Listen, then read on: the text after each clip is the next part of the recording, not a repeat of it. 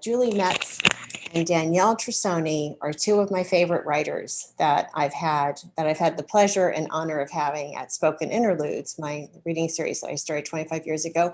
And it makes me so deeply happy to have them here tonight at Book Yaya and even together. So it's going to be a wonderful event.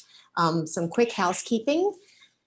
Danielle and Julie are going to read from their books and speak a little bit about them, and then they're going to have a discussion. They have so many great, fascinating things to talk about. I know you're going to want to be a part of that, and there are 3 ways that you can do that. You can highlight the participant section of your screen, go over to your name, highlight it, a blue box will appear. You'll see more, click on that, you'll see raise hand. I'll see your hand raised. I'll call on you for Julie and Danielle, and you can ask them a question directly. You can go to the bottom of your screen where there is a button that says reactions, and you can click that. You'll see a little hand, and you can raise your hand there. I will look out for it. I will call on you for them, and you can speak to them directly that way. Or you can go to the chat feature, click on that. It'll highlight on the right side of your screen. You can type in a question. I can read it for you to them, or I can call on you and you can read it. So lots of ways to participate. It's a friendly, wonderful hour. Please be part of it if you would like. And without further ado, I'm going to introduce Julie, who is going to read to us this evening. Julie Metz is the author of the New York Times bestselling memoir, Perfection, which came out before this one, a Barnes & Noble Discover Great New Writers selection. She has written on a wide range of women's issues for publications, including the New York Times, the Huffington Post, Dame, SheKnows.com, Salon, Slice, Redbook, Glamour, Next Tribe, and Coastal Living. Her essays have appeared in the anthologies The Moment, edited by Larry Smith, who created the 6-word memoirs, and The House That Made Me, edited by Grant Jarrett. Julie has been a podcast guest on Dear Sugar Radio, co-hosted by Cheryl Strayed and Steve Almond, Women of the Hour, hosted by Lena Dunham, BBC radio show The Why Factor on the subject of truth, and U-Turns on co-hosted by Julie Herzig and Lisa Oz. Julie is a fellow of the Yaddo Corporation, the MacDowell Colony, the Virginia Center for Creative Arts, and the Vermont Studio Center. She is also a winner of the Literary Death Match, the International Competitive Reading Series. Julie lives with her family in the Hudson River Valley. She posts profiles of her neighbors at thehudsonwhaler.com, and you can read her post on local development and environmental issues at MB.com and find all information at juliemetz.com. She is here tonight to celebrate her great new memoir. Please help me welcome Julie Metz.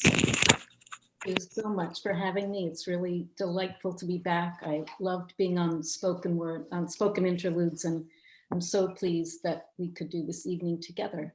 And especially lovely because Danielle is a colleague, but also a friend. So it's really fun to be able to see each other, especially during this time when we're all in our houses still. I'm going to, I'll tell you a little bit about Eva and Eve. The title refers to my mother, who was born in Austria, in Vienna, in 1928. And at that time, that was her given name, Eva. When she came to the United States as a child, during the war, she changed it to Eve when she became an American citizen. And I was always struck by this because it seemed sort of a subtle change, but also quite meaningful as an example of her wish to become American, to assimilate.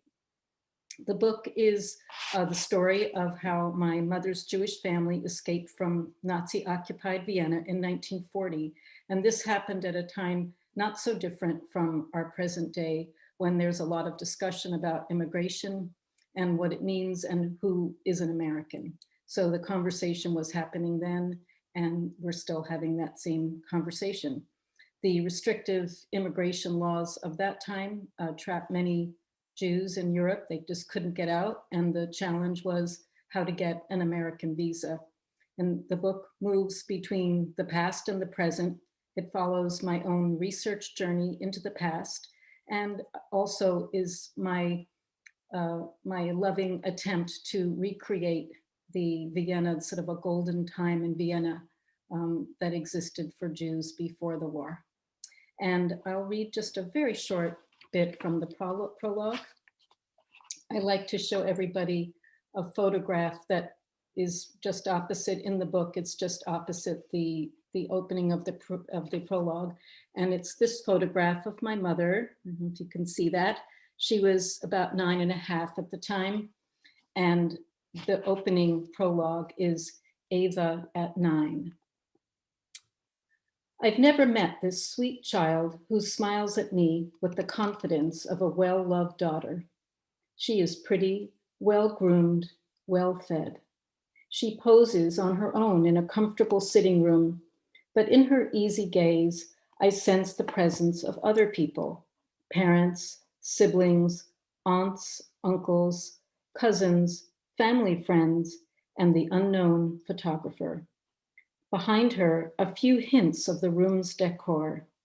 Rounded backrest of an elegant wood chair, sideboard decorated with a lacy cloth, door framed in carved molding against a patterned wallpaper, all recede in layers of gauzy focus. What is it about this girl? She seems at once so innocent, yet so knowing.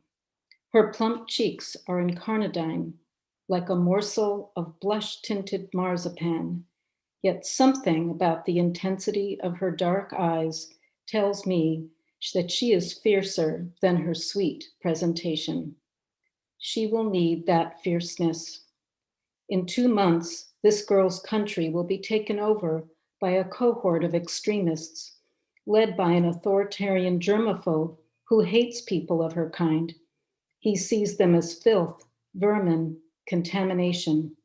In truth, there have always been people in her country who hated her ethnic group, but now their views will be fully validated and normalized. In 6 months, this well-appointed sitting room will be ransacked, and most of the remaining possessions that aren't shattered or stolen by an emboldened police force will be sold off so that the family can survive for 2 years.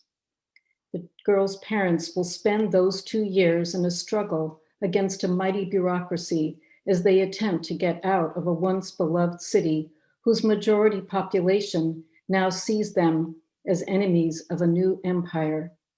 Having lost all rights, the family will now be stateless.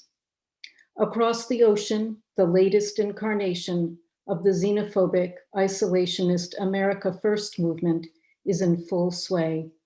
Immigrants are suspect, even those who have thrown off most of their traditional customs in an effort to assimilate, to become Americans. The girl looks at me intently, and I meet her gaze. 80 years have passed since a camera captured her face in the midst of a gentle winter afternoon. Now the gyres of history have revolved. Promoted by another would-be authoritarian and obsessive hand washer, America First is back, emblazoned on posters, t-shirts, and red baseball caps. I flip the photograph. On the reverse side, a diligent family archivist has written January 1938 in soft pencil. The 9-year-old girl in the frilly dress lived in Vienna, Austria, where a world of safety and comfort was about to end. Her name was Eva, and she was my mother. I knew her as Eve. And now I will turn things over to Danielle.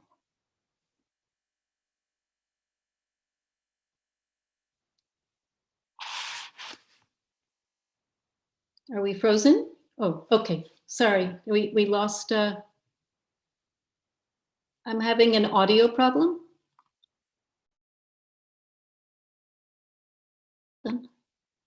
Sorry, can you hear me now?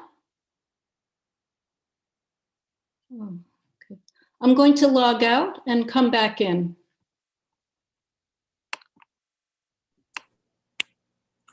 Okay. Danielle Trussoni is the New York Times, USA Today, and Sunday Top 10 best-selling author of the supernatural thrillers Angelology and Angelopolis. She is the co-creator of the crypto. I'm going to sit downstairs. So I'm going to see who needs to be muted. Sorry about that, y'all. Okay. I'm going to reintroduce Danielle so that we can all hear about her. Danielle Trussoni is the New York Times, USA Today, and Sunday UK top 10 best-selling author of the supernatural thrillers Angelology and Angelopolis. She is the co-creator of the Crypto Z audio series podcast, a companion to the Ancestor. She writes the horror column for the New York Times Book Review and has recently served as a jurist for the Pulitzer Prize in Fiction. Trussoni holds an MFA in fiction from the prestigious Iowa Writers Workshop, where she won the Michener Copernicus Society of America Award. Her books have been translated into 33 languages. She lives in the Hudson Valley with her family and her pug, Fly. Learn more at danielletrussoni.com. And please help me welcome Danielle with her gorgeous new novel, The Ancestor. Thank you, DeLaune. It's really a pleasure to be here. I'm so happy to be doing this with Julie Metz, who, as she mentioned, we're colleagues, but we're also friends. I've known Julie for about 10 years now, maybe a little bit less, but I was first introduced to her when I was a judge for the Discover Great New Writers Award from Barnes & Noble, and I came across her first book and just fell in love with it. I loved the voice. She's just such a talented writer. And so I'm very pleased to be here. So thank you for having me. And thank you, Elise, for co-hosting. It's really a pleasure to be here. So the novel that I'm going to read to you from tonight is called The Ancestor. And I think the reason that it pairs well with Julie's book, even though the subject matter and tone is quite different, is that both of these books are about family and family history and how these stories and these genealogies affect someone in the present moment. I think for me, this moment in time, actually a few years ago when DNA tests were popular, they still are. You can buy a DNA test and spit into a tube and kind of send it off and have this chart of your family's ancestral breadth sort of delivered to you. I think ancestry and genealogy has become fascinating for a lot of people. And I actually took one of those tests, spit into a tube, and I sealed it up and I sent it away. And it came back telling me something that deeply surprised me. I was raised Italian American. My last name is Trussoni. My father's family, there were 12 kids, big Catholic Italian family. And I got my DNA test back and it said that I was only 1.5% Italian. And I just went, oh, what's going on? You know, that like, is there a secret that I need to know? And so I started doing some digging, and I will tell you after my reading what I discovered, but that initial shock brought me to the subject of ancestry and genealogy. And so while this is definitely a novel, definitely fiction, it was inspired by that. So I'm just gonna read you the beginning of my novel. It's a couple of pages, about 3 or 4 pages that I'm going to read. And it will give you a little flavor about this story. To discover you are the heir to a noble title in the 21st century is like winning a fortune in the lottery, the Mega Millions, or a Powerball jackpot, only to find your prize will be paid out in francs or lira. Suddenly, you are rich, but rich in a currency that has no value in the modern world. Or so it seemed to me upon learning that I was the last living descendant of the ancient House of Montebianco, a family whose power, from the Middle Ages to the unification of Italy in the 19th century, was immense, whose sons, because only sons mattered in those unenlightened times, had fought religious wars and married minor princesses and sired noble children, but whose fortunes and fertility had diminished as the modern world rose, leaving me, Bert Monty, a 28-year-old American woman with few social graces and zero knowledge of European history, the sole blood heir to an ancestral domain in the mountains of northern Italy. It all began one Saturday morning, just before Christmas. I was living alone, although Luca's things were still at the house. He'd been taking clothes to his new apartment slowly, week by week, a pair of jeans here, a t-shirt there, in an effort to keep our lives intertwined. His plan was working. We saw each other often and had even gone out for dinner and a movie the month before. While we'd been separated for 6 months, and it had been my idea for him to move out, I found it comforting to have my husband around. We'd been together for nearly 10 years, and despite the problems, which were mostly my problems, we would both agree, it was hard to imagine life without him. My parents were both gone, and I had no brothers or sisters, aunts or uncles or cousins. Luca was the only family I had. Until, that is, the letter arrived from Italy. A knock came at the door, and I left off decorating the Christmas tree, a 3-foot fir festooned with tinsel and blinking lights, to answer. It was a cold, sunny December morning, the sky so bright that the envelope glinted like a mirror in my hand. I signed my name on an electric pad, wished the delivery man happy holidays, and was back inside before I saw that the envelope was addressed not to me, Bert Monti, but to someone named Alberta Isabel Eleanor Vittoria Montebianco. I sat down at the kitchen table, pushing aside tinsel and glass bulbs so that I could get a better look. The return address was from Torino, Italia. A parade of bright Italian stamps floated at the top right corner of the glossy envelope. The words Alberta Isabel Eleanor Vittoria Montebianco scrolled across the center. Although everyone called me Bert, my given name was Alberta, so that part made sense. I was hesitant to open something that might not belong to me, but Alberta was my name after all, and the address was my address, and so without further hesitation, I ripped the envelope open. A sheaf of thick A4-sized pages fell into my hand. The top page was covered in calligraphy, and in the bottom right corner, gleaming like a first-place medal, shone a golden seal of a castle floating between 2 mountains. The paper alone was something to behold. Heavy bond linen stock, creamy and thick, with an ink signature pressed into the fiber by the nib of a fountain pen. The text was dense and entirely foreign. Turning the pages, I tried to find something I could understand. But aside from the name Montebianco, which appeared about every other line, it was entirely incomprehensible. Holding up the envelope, I said the name out loud, Alberta Isabel Eleanor Vittoria Montebianco, fumbling over the syllables as if I were a child learning to read. My first thought was to call Luca. He always knew what to do. Logical, reliable, sane. These were the qualities I loved about him, and the qualities that bound us still, even after all the rough times we'd been through. I'd known Luca most of my life. We had attended the same schools. We had practically grown up together, and he knew me better than anyone. He had grieved with me after the last miscarriage, and he was the one who suggested we go to therapy, volunteering to join me when it was clear that I needed it more than he did. Luca had always believed that with a little work and preparation, we could survive everything. But one thing was certain, neither of us could have prepared for a letter like the one that came from the estate of the Montebianco family.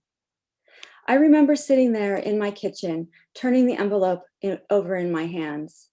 A strange feeling came over me then, clear as a voice in my ear. It was a warning, a premonition of danger. I wonder now, after all that I've learned about the Montebianco family and all that has happened since that snowy December day, what my life would be like had I tossed the envelope into the recycling bin with the junk mail and old newspapers. But I didn't throw it out. I didn't throw out the letter, and I did not pay attention to the creeping sense of danger slithering up my spine. I simply slipped the papers back into the envelope, grabbed my jacket, and went out into the cold, bright morning to find Luca. Fabulous. Thank you so much, Danielle. Both of these are books that you have to start reading tonight. They're complete page turners, and they happily kept me up for many evenings. Just to start y'all off, and since y'all both kind of lovely and a fabulous coincidence, read the beginning, which looks at birthright, names, mothers and daughters, how our identities change. Not to mention, which I'd also love for y'all to address at some point in the evening, that both of you, Danielle, your novel almost entirely, a little bit in New York, and Julie, your memoir partly in Austria, had to balance this difficult act of setting your work in a different country, which I think y'all both did some time traveling in. So lots of stuff for y'all to talk about, and I would love for y'all to begin with the sense of identity, with names, family, mothering, that, if you'd like to jump in. Thank y'all.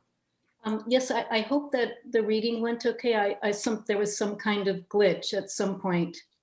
So I hope that you were able to hear. It was beautiful. We heard you beautifully. Yeah. I wasn't sure when the problem began.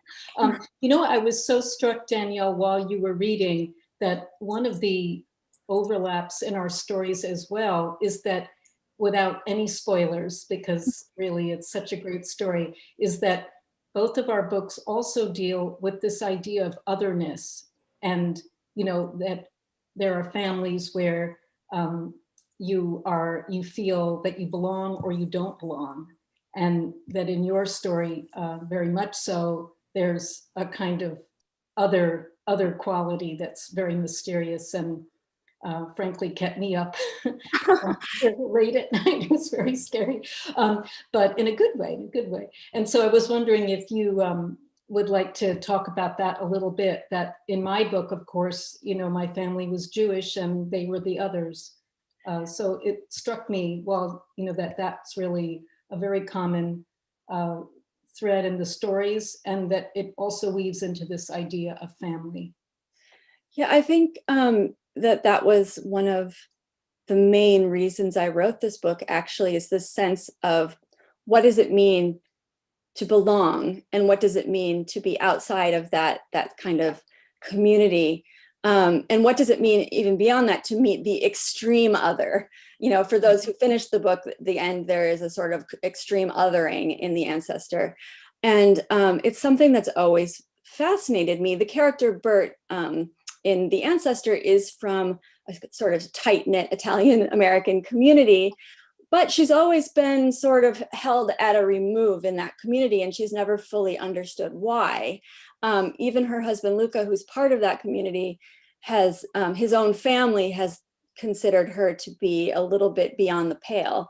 And part of her journey is discovering why. And as you heard in the piece that I read, the Montebianco family, which is the family that she's descended from, that was a surprise to her. People in the village know about that family, even from all the way back in Italy.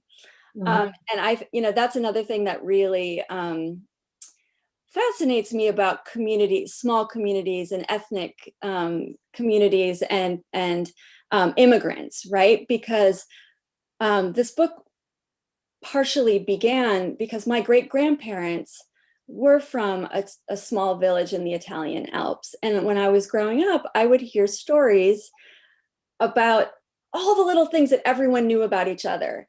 And interestingly enough, that particular village all decided to kind of immigrate together to the same village in the United States. Yeah. So not everyone all at once, but like the children. So the people in their 20s were all moving over at the same time to the same place. So they carried these histories with them, and something that your grandparents did would still be there to sort of define who you were. I remember being told, I was a kid, but, the Pedretti family, basically we know that they will cheat you on this and this and this, or, this and this. And these are like people who probably, have absolutely nothing to do with what their grandparents, obviously didn't have anything to do with what their grandparents did. But yeah, so that's a long sort of way to say that this idea of being tight-knit and carrying over otherness is really something that immigrants do. I'm sure that you found, I mean, obviously there's the obvious otherness of what your family went through, what your mother in particular went to, changing her identity in some ways to fit into her new country. But how did you see that growing up with her? Yeah, it's very interesting because when I started doing research, I think what was particularly interesting about the Jewish community in Vienna, it represented about 10% of the Viennese population, which was in 1938, there were about 200,000 Jews in a city of 2 million. And they had a very outsized impact on the culture. I mean, just anecdotally, composers, there were writers, there was Sigmund Freud, there was Albert Einstein, there was just a lot of things going on. But the community was very tight. That is to say that people were still practicing their faith and they saw themselves as Jewish. And at the same time, they felt incredibly integrated into the city. One of the questions I had when I was doing my research was, why didn't they leave earlier? Why didn't people flee sooner? As soon as Hitler came to power in Germany, why weren't they applying for visas then? And the answer was that they felt that they belonged in this city, even though it's a Catholic country, and even though they were distinctly a minority.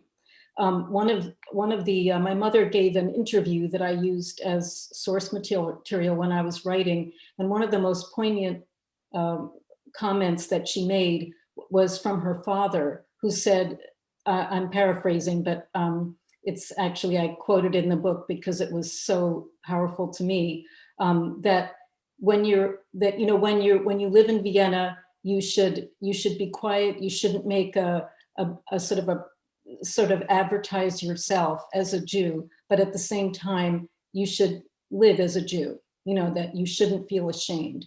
And then of course, what happened was that suddenly overnight in March of 1938, the Nazis arrived, and that's the only thing you were. It didn't matter that you had a life, you built businesses, that you were a creative person or anything else that you'd done in your life. Even my grandfather had fought for the emperor in the First World War. That didn't matter anymore. The only thing that mattered was that you were Jewish, this ethnic identity. And so I think for my mother, when she came here, there was the same kind of push and pull of very much a desire to assimilate and belong and belong. And they loved New York, and they really found a home in New York. And there were, of course, many, many German and Austrian immigrants who came to New York, all to the Upper West Side, where they sort of turned it into a village. My father told me that when he met my mother, you heard German on the streets on the Upper West Side. So in a way, they kind of made it into their little Vienna and their little Berlin again. So I think that's very much, people do want to belong, and they feel a craving to belong. And of course, people want to bring their families with them. So I think in your book, of course, then we sort of see the sort of the ultimate sort of secret that one might have in a family, something that is away in the back of history that nobody wants to talk about. But maybe you could speak a little bit more about how I was curious how you came up with this particular idea of manifesting otherness. Yeah, I want to talk about this because people often say, did you just start writing the book and you had this kind of crazy idea at the end, and then you just put this thing at the end? Because the ending is very surprising for some people, I'll have to say. I've had reactions where people were like, oh my God, I love that twist at the end. And I've had the reaction where people were like, oh my God, I couldn't handle that twist at the end, right? It kind of goes both ways. But the twist at the end that Julie's talking about, which is the extreme otherness, this idea of Bert, the main character, discovering the secret about her family, was really what brought me to the story. There's a kind of, I don't know how to talk about it without giving too much away, other than to say that it delves into sort of extreme ancestry, right? It looks at us as human beings in a sort of broad way, not just as belonging to France or to Italy or to, Sudan or, to Japan or something, but as being part of a human race, right? And what that means. And part of the inspiration for that was many people have read it, this book called Sapiens, right? That like sort of takes this long view of human history and talks about what human beings were like before Homo sapiens and what human beings were like before Neanderthals, and, sort of going back in time in an archaeological way.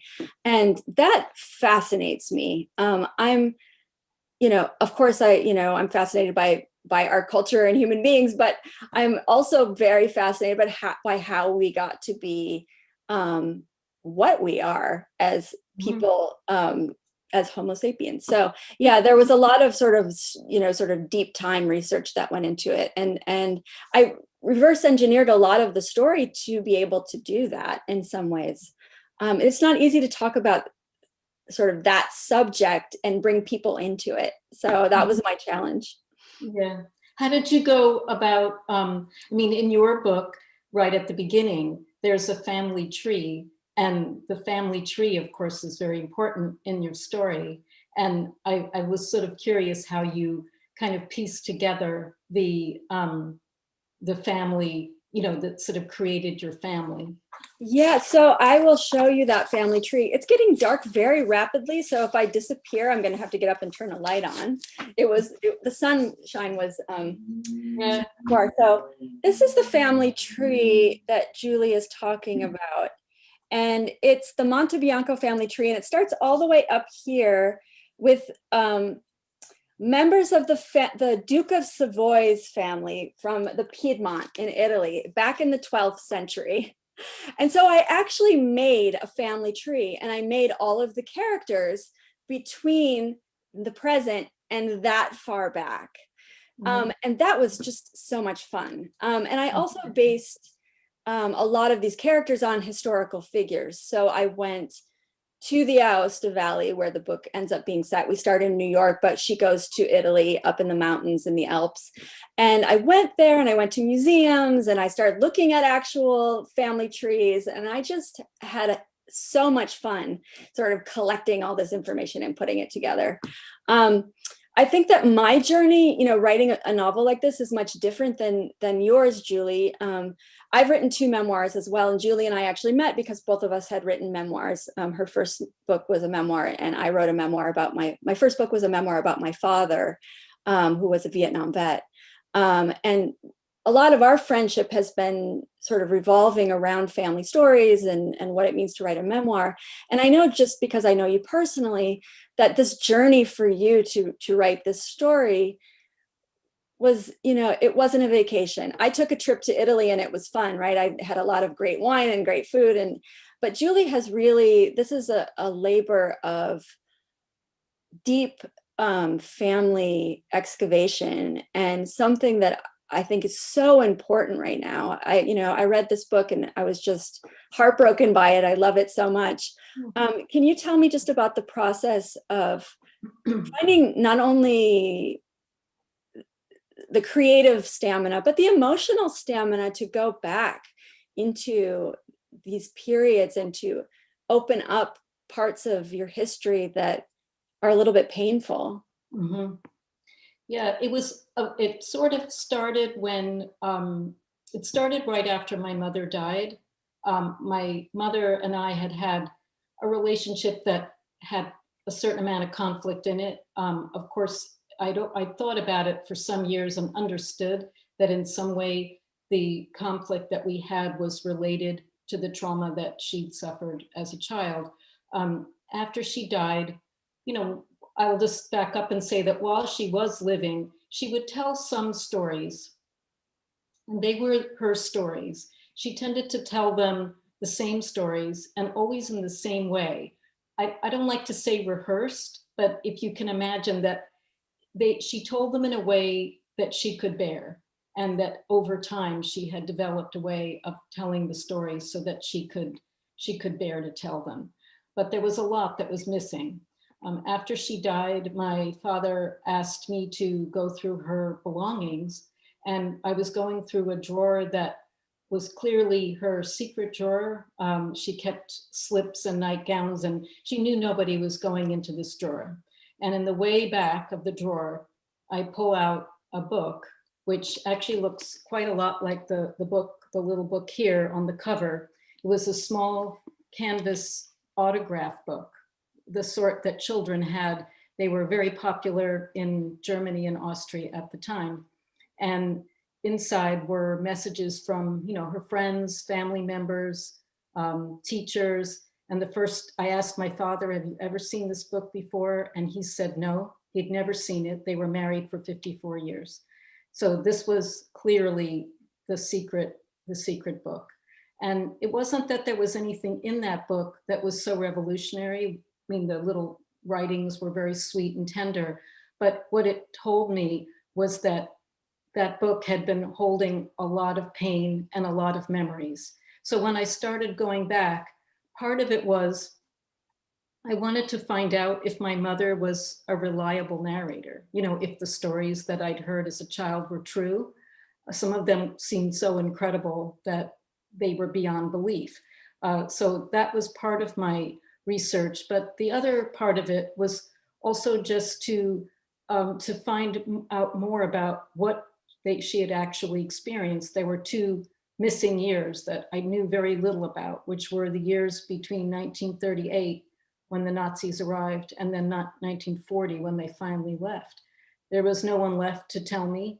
And so I did a lot of that research that I did, historical research that I did, was really with the idea of filling in the empty holes.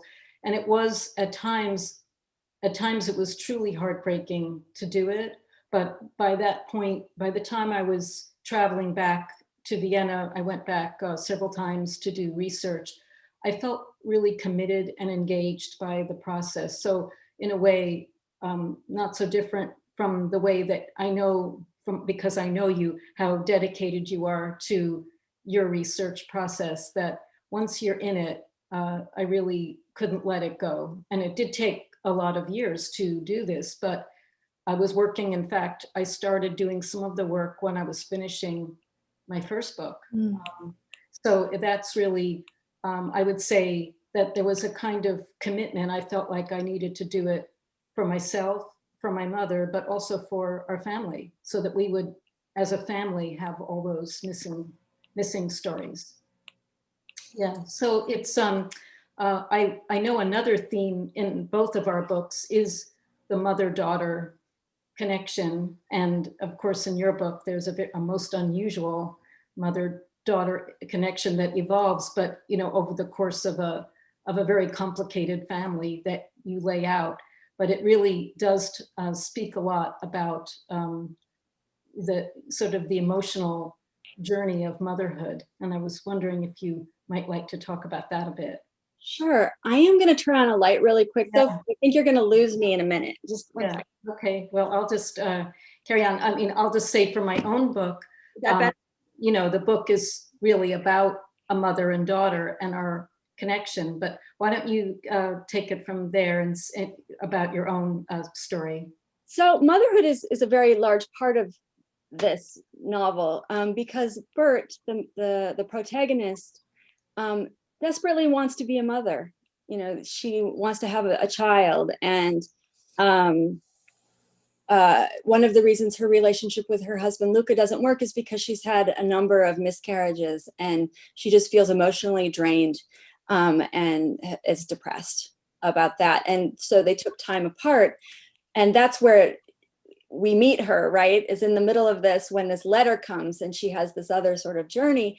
I think part of the reason she actually goes for it, right, like she goes and she finds out about this other family and she goes to Italy, is because she wants to find, there's some idea at the back of her mind that maybe there's something wrong with me, or maybe there's something in my family that will explain this, why I can't have a child. And I won't give away the ending, but she finds a way, she finds a way to become a mother without actually becoming one. And I think that, this is a theme that I'm finding is in a lot of my work. It's about the family that we make rather than the biological family. And, she definitely makes her own family throughout the course of the novel. And I think that saves her in some ways, like that gives her purpose and meaning. So yes, I mean, the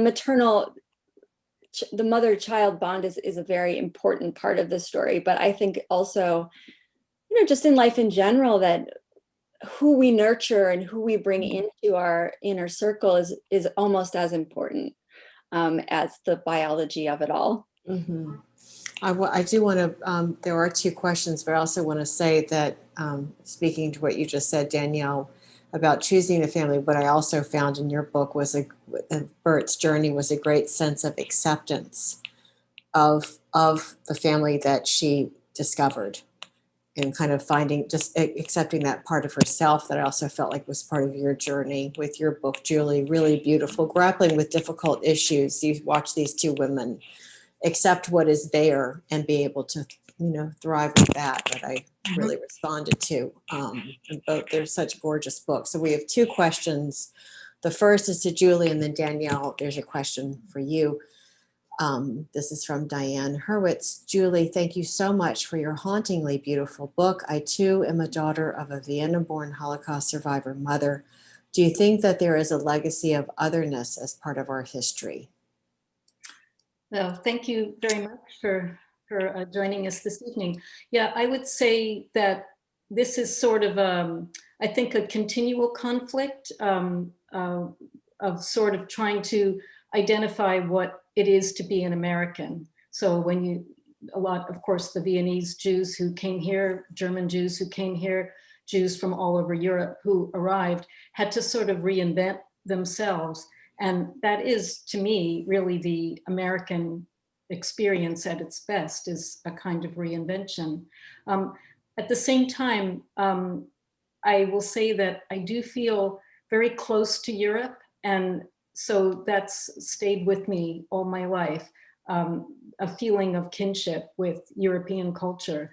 So in a way, I feel I'm an American, of course, but I do feel a tug to the places that were historical. Do you think that, I'm just going to ask real quick, do you think that that's imparted from your mother? Were there certain customs that she had that you adopted, or? Part of it was the food. She was Viennese. They're very well known for their cuisine. She was an amazing baker, and she continued doing all those things. Also, there was a lot of the things that they managed to bring with them.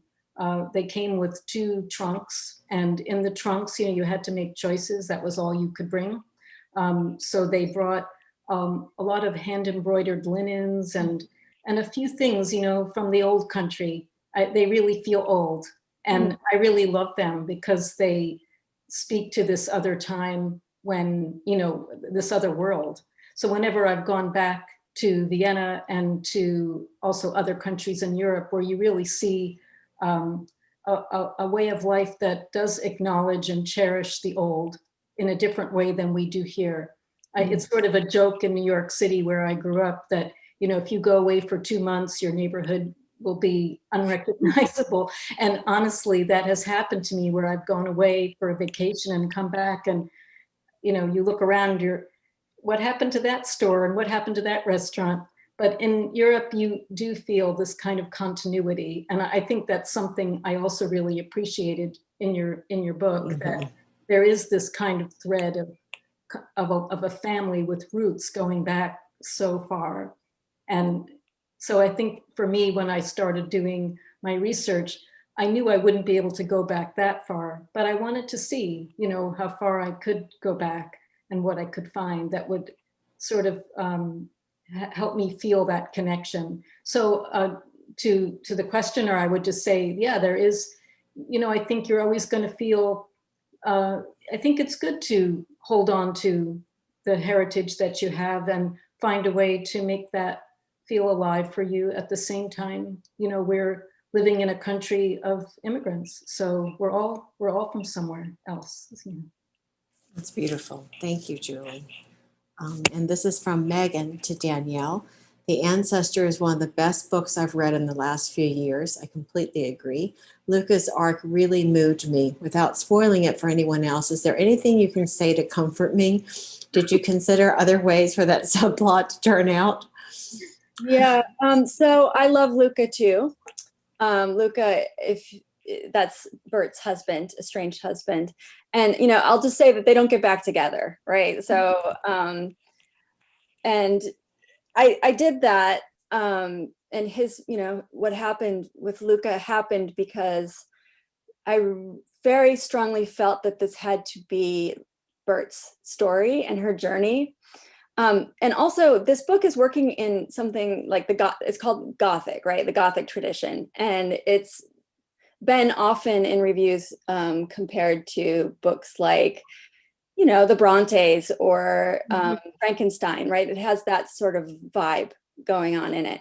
And in the late 19th century, and then like in the 1940s and 50s here in the States, Gothic fiction was often associated with romance. It was Gothic romance, right? Where there was like a Heathcliffian character and there was like some melodramatic love affair and the woman was swept off her feet and everything, you know, everything was made better by a marriage.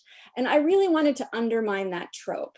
I wanted to undermine that possibility that Bert would be saved by a happy, melodramatic sort of Byron character. so they didn't get back together, and Bert goes off sort of on her own and finds motherhood and happiness, or, you know, a family in her own way without Luca. And I've had a lot of people write to me. Actually, that's probably one of the most common emails I get is, I miss Luca. Like, why didn't Bert get together with Luca? And, you know, are you going to write a sequel with, you know, something about Luca? But, you know, that it just had to be Bert's story. So it's hard to kill off characters, right? Yeah.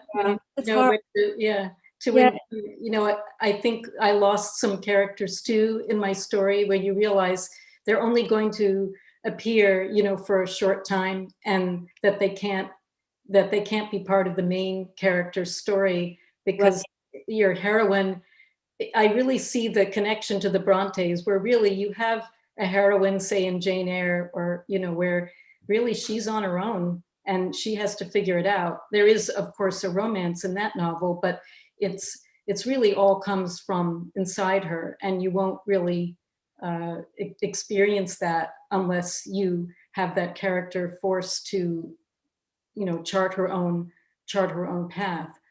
In my story, I mean, the main characters are also my grandparents, whom I never met. And so a lot of my work in writing the book was imagining my grandparents and giving them life. I only knew them from photographs and from stories my dad told me. He was very close to them. But I really wanted them to come alive as humans. And I wanted to show their love of life and enjoyment, and also their love for each other. So that was, I think it's so important to really allow your characters to really become themselves in the way that they need to for your story. I think we have some other questions, or yes, yeah. Elise, actually. Elise, do you want to ask, or should I ask for you? I'll just jump in for you. Julie and Danielle, maybe Danielle, we can start with you. What are some books that moved you personally while you were doing your research for this novel? So I went back and did a lot of reading in the Gothic tradition. So I reread Jane Eyre. I reread Wuthering Heights, which is my favorite. And I reread Frankenstein. I reread, I don't know, do you know a writer called Wilkie Collins, 19th century? Very different than my book, but also there's just the flavor of this sort of old world sensibility, often his novels are set in large houses. So it gave me the sensations that I wanted to include in my book. And, but honestly, while a lot of it was reading, to sort of get the tone and the genre, for me, really I went to the Aosta Valley for 10 days, I think. And that trip was pivotal. I had a draft of the book, a very rough sort of skeletal draft down when I went, but after I went, the book came alive, right? Like all of the things that I saw when I was there. I stayed in a castle. I walked in the Alps. I looked at the different sort of flora and fauna everywhere. Danielle, what time of year was it? Do you mind telling us? Because you create the seasons and the weather so powerfully. I mean, it's another character. Actually, it was in May. It was in May. But it must still have been cold. It was still cold. There was still snow. Beautiful. Okay, sorry. And so, no, yeah. So, and I was able to, I guess because I went at May, I was able to see a little bit of both. Like there were flowers coming up. It was spring. We could walk to there were these little kind of like, I want to say like shepherd's huts. Like, I don't know if that's exactly what they were, that were then made into restaurants. So you could hike and then you'd stop off in this stone restaurant that had these sort of fish scale slate roofs, like just amazing, probably 500 years old or something. And you'd go and you'd have just a simple meal where they'd have a board with charcuterie and cheese and a glass of wine. And it just was so simple, but it was enough to really give me all of the energy that I wanted to bring to the book. Yeah, there were a few books that I read that were really also very important while I was working.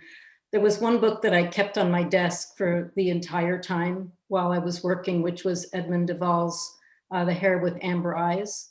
I'm sure some of you have come across this very beautiful memoir where he tells the story of his family by tracing the history of a collection of little tiny Japanese netsuke, which are those very small little carved animals.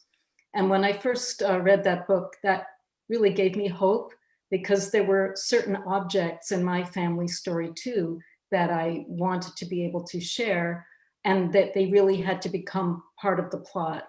They were quite pivotal in the story of my family.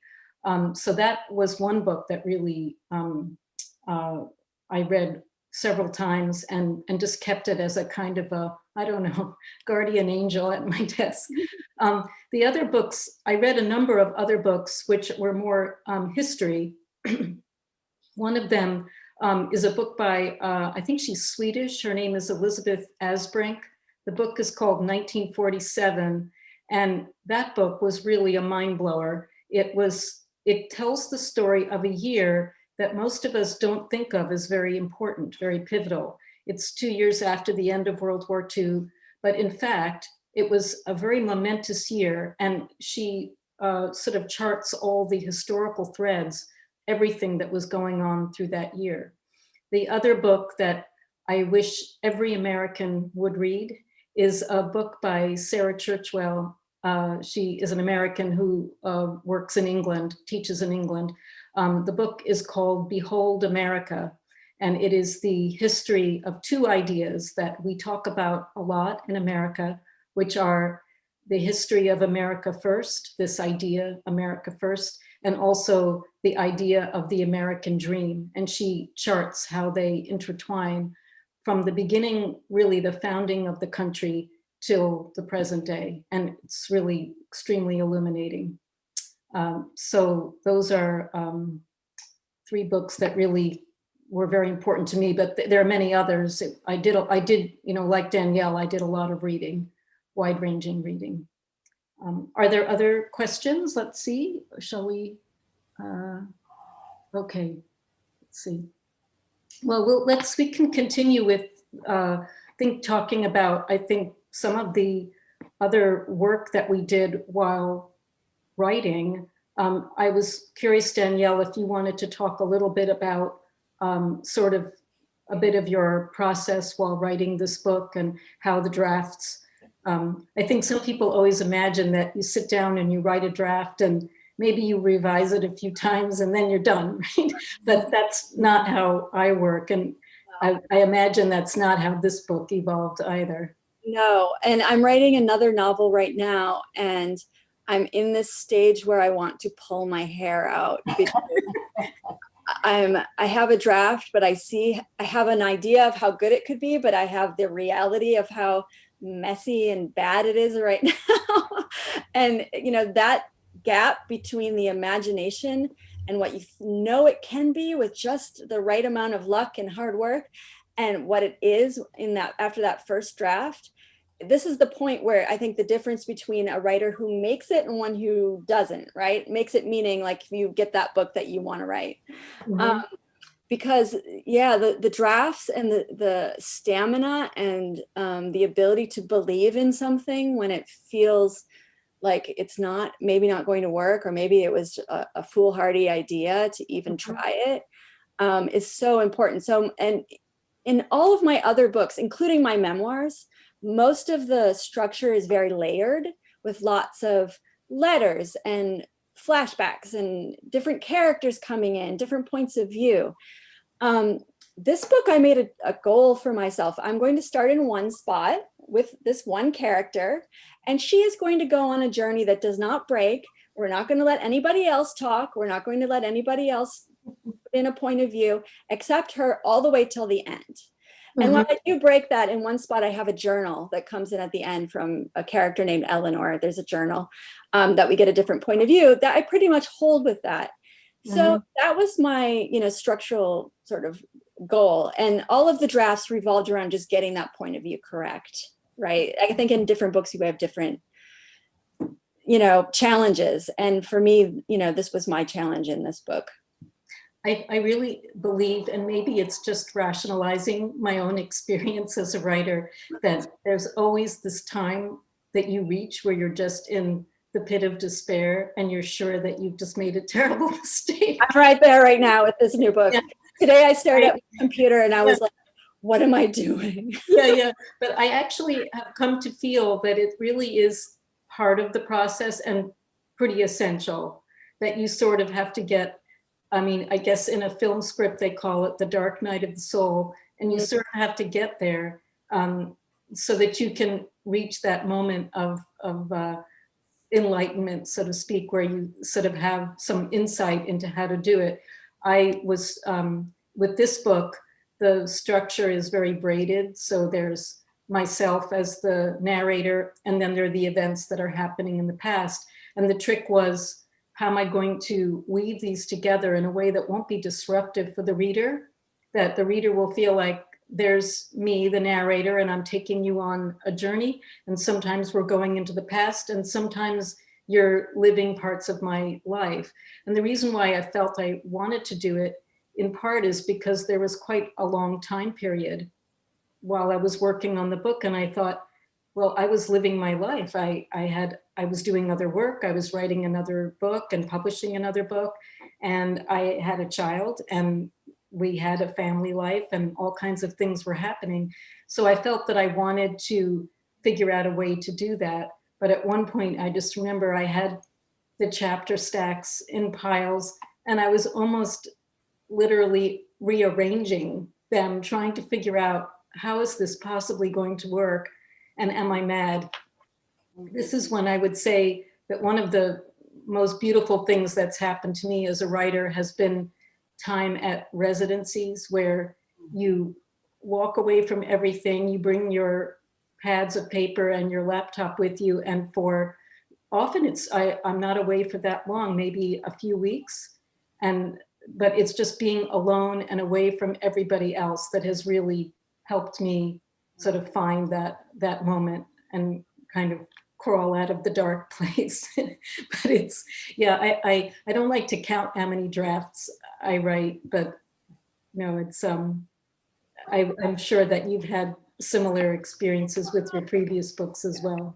Hi, I guess I have a little visitor. She's coming to say good night. Mothering, how cute. Yeah. Speaking of interruptions, right? Yeah, that's right. That's sort of the story of our lives now, is having to be very flexible. Yes. Yeah. Yeah. You do have another question in the chat. If I Okay.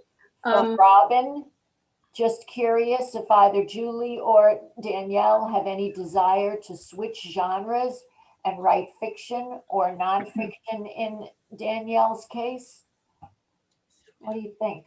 You want to take it first, Danielle? So interesting. I've written 2 memoirs and I've written 3 novels. So come on, time to brush your teeth.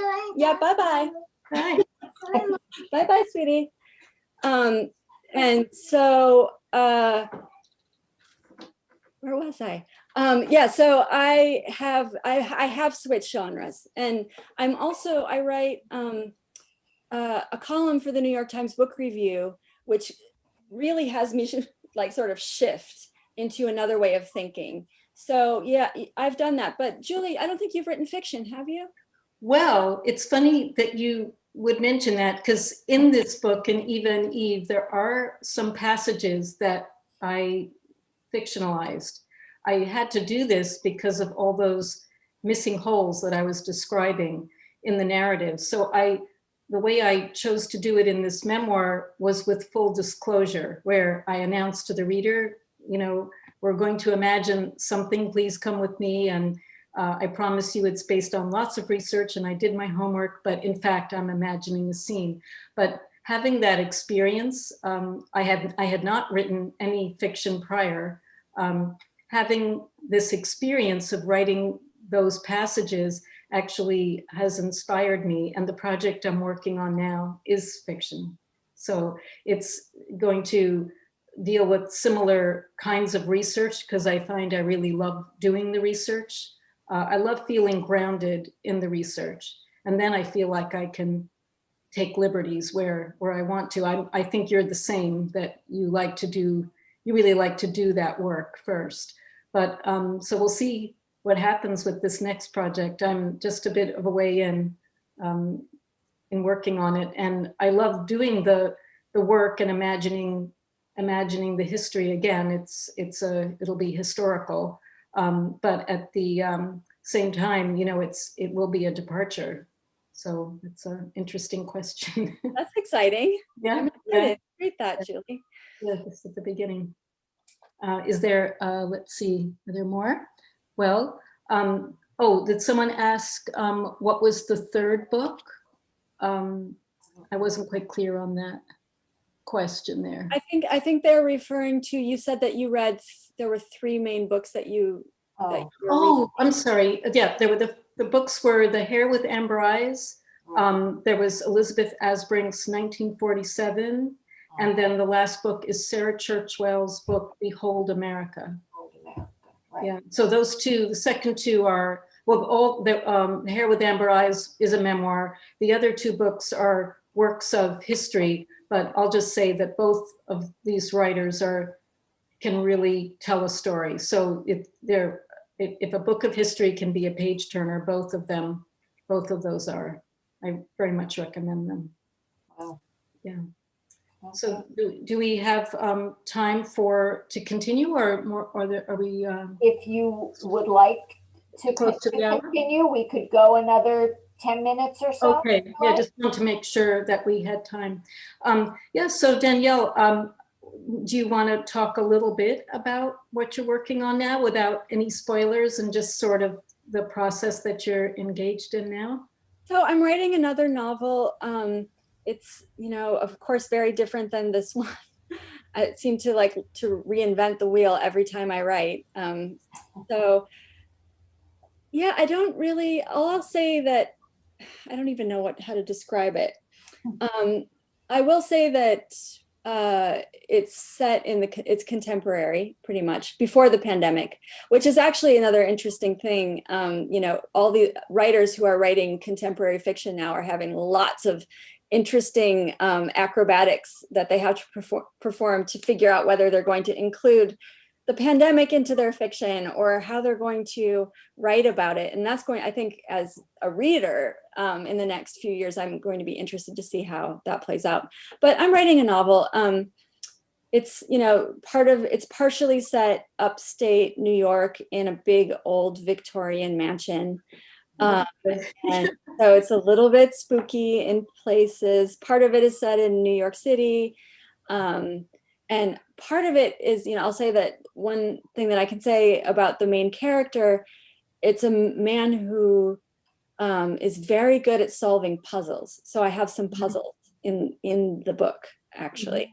So that's been a challenge for me. I'm working with someone who actually constructs puzzles because I can't do that myself. Yeah, isn't that interesting? It's one of the, I'm interested that you're writing from the point of view of a man, because that's of course also a challenge when you want to switch up your point of view in that way. Right. I mean, it's a third person perspective, but yes, if I am, sort of seeing the world from his point of view, but I also have a female point of view. And then I have a historic, this is another one of those books that has lots of letters and points of view and lots of characters telling different stories. So it's back to the crazy, very layered book to organize, which is probably why I was sitting at my desk today, staring at my manuscript saying, what are you doing? But I'm having a lot of fun with this. And it's a book that I think will be a pleasure to read when I finally organize it in a way that it's not driving me insane. Yeah, it's so interesting because the project I'm working on now involves math, and sort of like you with puzzles. This is not my skill set whatsoever. I sort of top out around 5th or 6th grade math. So one of the great pleasures of starting this project has been hunting down somebody who would be willing to talk with me about being a mathematician. And one of the things, of course, you discover is sort of back to the beginning of what we were talking about, is just the endless amazement of the variety of humans there are and the way that people think, and how we're all the same species, but in fact, we are all such individuals. And talking to this woman who's been very generous with her time to teach me a bit about, advanced algebra, good Lord, because I never took it and I never studied it at all. But she's just so taken with its beauty. That's the word she'll use to describe it, that it's beautiful. And I think, well, that is just wonderful for me, that you meet somebody who has that passion and is able to communicate that passion. So this book is actually involving quite a bit of that, where I have to find people who know how to do things that I don't know at all. So it's kind of an adventure already, and I haven't left my house. So eventually there will be some travel research, but for the last year, of course, all of us, we've just been here in our home, and that is something that I think we're all going to have to address. And I like you, I'm very curious to see what novels emerge from this time, what memoirs and novels emerge from this time. Yeah. There's a question about our book covers. Someone asked, someone has said that both are gorgeous covers, and I know Julie's parents worked in publishing and that she has a background in graphic design. And Robin would like us to talk a little bit our book covers. Well, I love talking about my book cover because I love how beautifully it came out. It just really pleases me. The thing that was interesting, in this case, I did not design my book cover, but what's uncanny to me is the designer who did this cover had never seen the original poesy album that inspired it, but in fact, it's quite a dead ringer for it. So I felt very moved because I realized she had read the book and that she had found she had some idea in her mind based on that. So yeah, my parents worked both at Simon & Schuster, and in fact, this book is published by an imprint of Simon & Schuster. So, and how did you come to your cover? Did you work with the designer? Because it really seems like so much your vision. Yeah, so this is the cover, and I did work with the designer. I felt very strongly that it had to have kind of a classical Gothic feeling. And, a designer at HarperCollins came up with the basic layout. It was quite different than this originally. I asked them to bring in the purple. It was originally gray, like black and white, basically. And I said, I think we need some color, but not bright color. Let's bring in some purple. And then we brought in more mountains. Like, so it was a process, right? It was a process. And I do like the cover. And, you know, I love your cover too, Julie. And that's amazing that the designer. Yeah, it's interesting. And I love also, I mean, I think one of the things that your cover and my cover are really about is the location. And for me, I mean, there was something quite magical about this cityscape that the designer found, but also amazing to me is there's a little building, it's right here. And I've been to my mother's house a few times in Vienna, and this building, I know it's not the building, but it looks quite a lot like it. It's the same color and the same kind of classical style. I think both of our books are really about kind of these lost periods in history and this rediscovery. So I also was hoping and was happy to get such a classical interpretation that really feels like you're going on some time travel, because, you know, I think that's a lot of what I did, and I was glad that the cover could communicate that to readers. So I'm very happy that everybody likes the covers. They're very important. I think it's your cover. I like the color that they introduced, because the scenes in your book that are so especially vivid to me are the winter scenes, and it sort of gives it a kind of coldness that, you know, was really something that you feel in that castle. You know, you imagine this huge, enormous building that's underheated and everybody's cold inside, and, you know, you really can feel it. So I think that you want to light a fire, you want to have a fire in the fireplace and wrap up. You know? Yeah, it's sort of big drafty old houses. So I think, which are always the perfect setting for Gothic novels. You know. With that, I think that I will turn it over to Elizabeth at Dobbs Ferry to thank you ladies so much. This was really a great talk, really a great discussion. Thank you, Elise. Yeah. You're welcome. Elizabeth? Yeah. Okay. Thank you all so much. Can you hear me? I'm not sure I'm okay, good.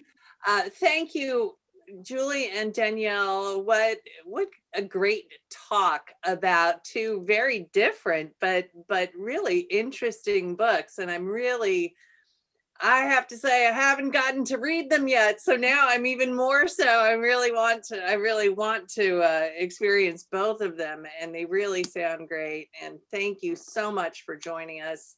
I know DeLaune had to leave, but I really appreciate her bringing you to the library system and to all of our patrons. And thank you, patrons, for joining us tonight.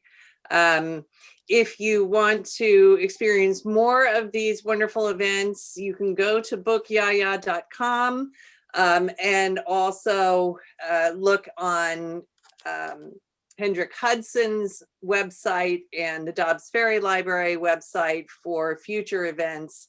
We love having authors with us, and it really is a wonderful event to be able to share your process and your stories. So thank you very much. Well, thank you for having us. It's been a real pleasure. Yeah. All right. Thank you for the clapping.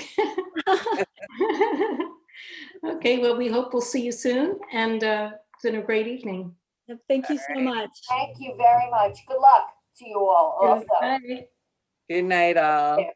Bye-bye.